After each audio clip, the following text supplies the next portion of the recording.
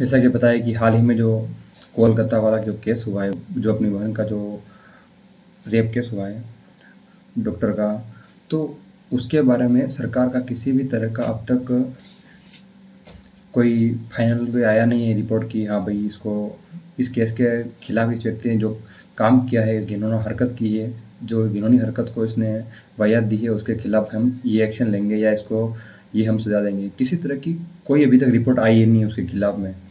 मतलब एक सोचने वाली बात हो जाती है कि यार इतना मतलब खतरनाक काम, उसने डेंजर काम किया है, उसके बावजूद उसको किसी तरह की कोई सज़ा नहीं मिली है। ये मतलब इंडिया के लोगों को और इंडिया के कानून को और मतलब एक बहुत ही बड़ी शर्म की बात हो जाती है।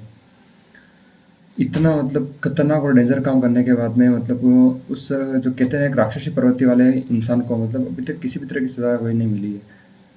और सिर्फ मैं किसी एक पर्टिकुलर आदमी की बात नहीं कर रहा हूँ, उसके अलावा ज़रूरी नहीं कि वो एक केस हुआ है, ऐसे बहुत सारे केस हो चुके हैं और किसी भी केस के अंदर किसी को भी कोई ऐसी सज़ा मिली नहीं है।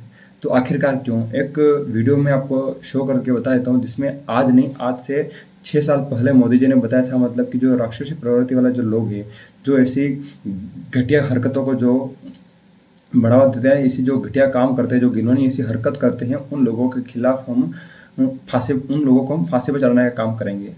तो भाई साहब, एक चीज़ पूछना चाहूँगा कि अब तक 6 सालों में टोटल कितने ऐसे केस हुए हैं और उन केस में से कितने लोगों को अब तक फांसी पर चढ़ाया है? कोई जवाब नहीं है भाई साहब। अब तक इतने सारे रेपिड हो चुके हैं इस देश के अंदर और इतना सारा मतलब हो चुका है कि अभी तक किसी को कोई ऐसी सज़ा मिली नहीं है भाई साहब। आखिरकार क्यों देश की ये सरकार चुप बैठी है? क्यों ये सरकार मौन बैठी हुई है? और जो एक रियलिटी बताता हूँ कि यार जो ऐसी जो हरकत होती है ना, ये जो बहनें जो आती है, कोई अमीर पार्टी की लड़कियां नहीं होती है, ये एक मिडिल क्लास या गरीबों की बहनें होती है, बेटियां होती है। मतलब इन चीज़ों से सरकार को कोई फर्क ही नहीं पड़ता यार। कहीं ना कहीं एक बहुत बड़ी सोचने वाली बात है इंडिया की सरकार को कि यार कब तक ये होता रहेगा? मतलब जब तक इसके खिलाफ में, इन चीज़ों के अगेंस्ट में कोई एक बड़ा एक्शन नहीं लिया जाएगा, तब तक ये होता रहेगा, तब तक ये बढ़ता रहेगा, इसको बढ़ावा मिलता रहेगा। भाई आज कोई भी व्यक्ति नहीं सोचता है कि यार किसी एक पर्टिकुलर आदमी के चक्कर में मैं अपनी लाइफ बर्बाद करूँ या ख़राब करूँ, ठीक है? तो फिर भी चलो लोग सपोर्ट कर रहे हैं, जितना हो सके सड़कों पे उतर रहे हैं, कर रहे हैं, वो सब कर रहे हैं। अच्छे खासा लोग अब जो लोग अपनी अपनी तरफ से कोई मान लो एक्स्ट्रा पेट्रोल डाल रहा है, कोई क्या कर रहा है, कोई क्या कर रहा है, लेकिन उससे मतलब गवर्नमेंट को कोई फ़र्क नहीं पड़ता, गवर्नमेंट के ऊपर कोई असर नहीं पड़ता है। गवर्नमेंट को बिल्कुल, वो कहते हैं ना कि कानून अंधा है, वो वाला हाथ हो गया। कानून के हाथ लंबे हो तो सुना है, लेकिन कानून यहाँ अंधा हो चुका है, ये हाल हो रहा है। मतलब एक शर्म वाली बात है यार। एक कोई गवर्नमेंट को इसके लिए एक स्ट्रॉन्ग एक्शन लेना चाहिए और ऐसा एक्शन लेना चाहिए मतलब कि कोई भी व्यक्ति ऐसा कदम उठाने से पहले एक बार नहीं 100 बार सोचे और ऐसा सख्त से सख्त कानून बनाना चाहिए मतलब कि ये जो चीज़ है ना, आदमी मतलब खुले बाजार में होनी चाहिए। मतलब कोई अगर देखे ना तो उसके रोंगटे खड़े हो जाए, इस कदर इस चीज़ के खिलाफ सजा होनी चाहिए।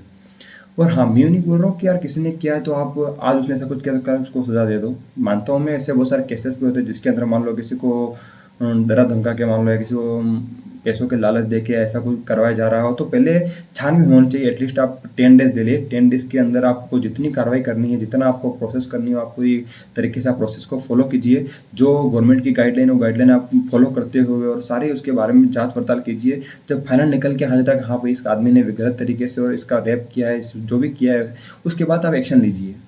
लेकिन दुःख की बात तो वो होती है कि सब कुछ होने के बाद भी कोई सॉल्यूशन नहीं होता है। हाँ, ये भी हो जाता है इंडिया के अंदर कि हाँ भाई इसने रेप किया है, वो सब किया है, उसके बाद भी मतलब बातों को जैसे-तैसे करके मतलब कोई भी पर्टिकुलर केस निकल के आता है तो उसमें क्या किया जाता है कि मतलब किसी दूसरे केस को डाल दिया जाता है। जैसे अभी मान लो अपना रेप केस अभी प्रेज़ेंट में जो चल रहा था डॉक्टर बहन का कोलकाता वाला, तो उसी के बीच में फिर आरक्षण वाला मुद्दा बीच में डाल दिया। अब सरकार को पता है कि किस तरीके से इस पब्लिक को कंट्रोल करनी, तो आरक्षण वाला मुद्दा बीच में घुसेड़ दिया। अब हुआ क्या, आधी पब्लिक वहीं से आधी हो गई। जो अब एसटी-एससी लोग थे वो अपने आरक्षण को बचाने के लिए उधर निकल गए थे। फिर बीच में 1-2 मुद्दे और डाल दिए। ऐसे मतलब सरकार क्या करती है कि कोई भी बात को ठंडा करने के लिए मतलब फालतू-फालतू चीज़ें घुसेड़ देती है और उसका अगर एंड देखा जाए तो कोई एंड ही नहीं है, उसका कोई सॉल्यूशन ही नहीं है। और ऐसे ही नहीं, हर मैटर में सरकार ऐसे ही कर रही है। इसके अंदर इस बात को डाल देंगे, उसके अंदर इस बात को डाल देंगे, कुल मिला के बात को ज़ीरो कर देंगे, किसी चीज़ का सॉल्यूशन नहीं है। तो भाई साहब मैं पूछना चाहूँगा कि कब तक ऐसा होता रहेगा? कब तक लोग अपनी आँखें बंद करके बैठे रहेंगे?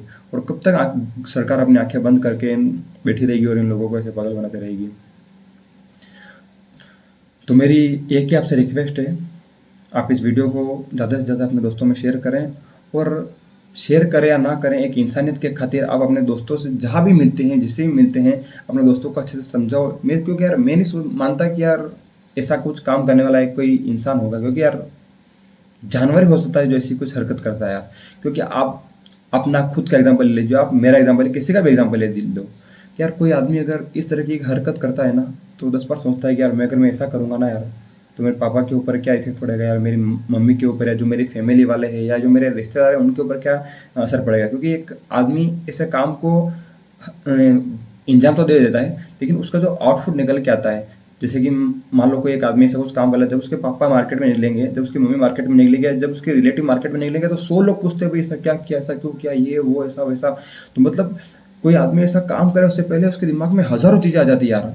लेकिन कुछ लोग जो होते हैं ना, मतलब इंसान नहीं होते, वो जानवर होते हैं जो ऐसा काम कर लेते हैं, मतलब बिना कुछ सोचे समझे, मतलब ऐसा काम कर लेते हैं ना वो लोग।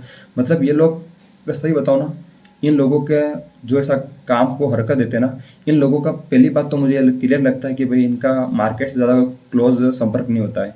और ये वो लोग होते हैं जो जिनको बाहर की दुनिया से कोई मतलब नहीं है, बस पूरा दिन या तो किसी अपने काम में व्यस्त रहेंगे, या किसी को मतलब किसी चीज़ से कोई लगाव ही नहीं है, ना दोस्त है, ना किसी से मिलना जुलना, बस अकेले रहेंगे। फिर वो लगे रहेंगे वैसा गलत चीज़ों में। फिर वो वही लोग होते हैं जो ऐसे काम को अंजाम देते हैं, जिनको बाहर दुनिया से कोई मतलब भी नहीं है, ना कोई उनका कोई दोस्त है, ना कोई अपना क्लोज रिलेटिव है, ना कोई।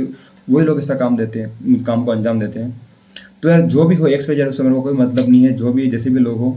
लेकिन बात मैं यह कहूँगा 100 बात की एक बात, कि भाई साहब रूल ऐसा बनना चाहिए ना, मतलब, और खुलेआम होना चाहिए, बिल्कुल एकदम पब्लिक के बीच में ला करके इस तरीके की सज़ा होनी चाहिए ना भाई साहब। एक नहीं, पीछे आने वाले 10 पुश्तियाँ सोचें उस काम को पहले करने से पहले, कि ये काम करें या ना करें, करें या ना करें। एक बार नहीं, 1000 बार सोचें। दूसरा जो एक प्रेजेंट अगर मैं बात करूँ, ये तो चलो हो गया मुद्दा। उसके अलावा अगर मैं, और चलो वीडियो काफ़ी लंबी हो रही, तो इस बात को यहीं ख़त्म करते हैं, वीडियो को द एंड करते हैं। तो thank you so much guys, to all of you, सभी भाइयों को बहुत बहुत धन्यवाद है। और ज़्यादा से ज़्यादा इस वीडियो को आप शेयर करिए, लाइक करिए, शेयर करिए और सब्सक्राइब करिए। तो आज के लिए इतना ही। Thank you so much. Okay bye.